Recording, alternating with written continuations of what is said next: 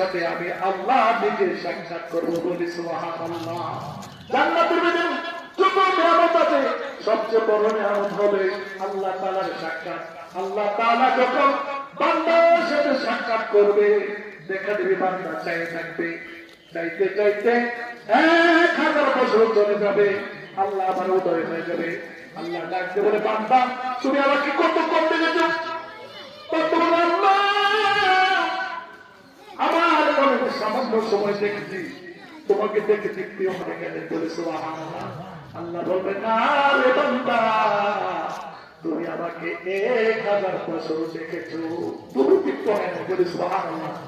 এজন্য এই রমজানের ফজিলত সম্পর্কে আল্লাহ তাআলা ঘোষণা করেছে, রমজান মাস যখন পুরা হয়েছে আল্লাহ তাআলা ক্ষমা ঘোষণা করেছে।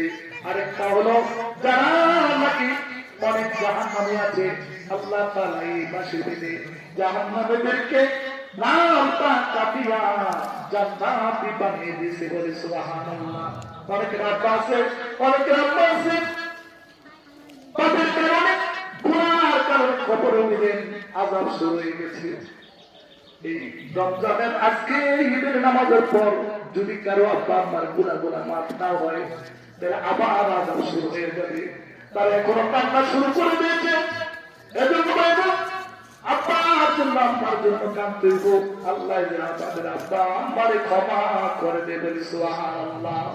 জান্নাত যেন আমাদের আব্বা আম্মারে নসিব করে দেয়। দুনিয়ার গুনার কারণে যদি আমাদের আব্বা আম্মার আযাব হয়ে থাকে, আল্লাহ তাআলা যেন ক্ষমা করে চির নাজাত নসিব করে দেয়, বলি সুবহানাল্লাহ।